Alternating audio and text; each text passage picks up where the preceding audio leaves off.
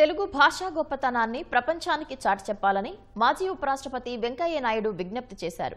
పరిశోధనలకు యువత ప్రాధాన్యత ఇవ్వాలని పిలుపునిచ్చారు. విజయవాడలో Parvataneni Brahmayya Siddhartha college of arts and science పూర్వ విద్యార్థుల స్వర్ణోత్సవ సంబరాల కార్యక్రమానికి ఆయన ముఖ్య అతిథిగా హాజరయ్యారు.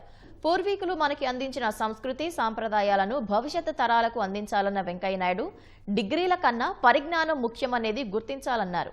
ఈ సందర్భంగా Parvataneni Brahmayya Siddhartha college of arts and science పూర్వ విద్యార్థులు వెంకయ్య నాయుడిని ఘనంగా సన్మానించారు.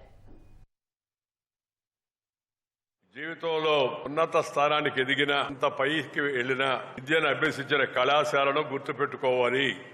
కన్న తల్లిని, జన్మభూమిని, మాతృభాషను, మాతృదేశాన్ని పాఠం చెప్పిన గురువును, మనం చదువుకున్న సంస్థను జీవితంలో ఎప్పుడూ మర్చిపోకూడదు. అలా మర్చిపోయిన వాడు మానవుడే కాదు అని చెప్పని నా యొక్క స్పష్టమైన అభిప్రాయం.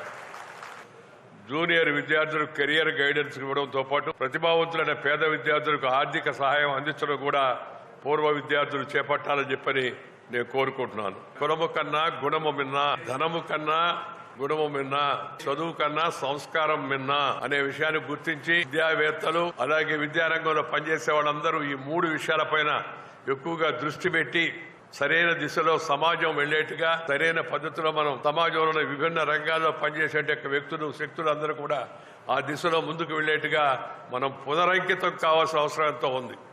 మాతృభాషను ఇంటిలో, వీధిలో, గుడిలో, బడిలో, అమ్మ ఒడిలో వచ్చిన భాషను మనం మన యొక్క జీవితంలో వాడుకోవాలి. ఆ తర్వాత సోదర భాషలను గౌరవించాలి. ఆ తర్వాత దేశ భాషలను గౌరవించాలి.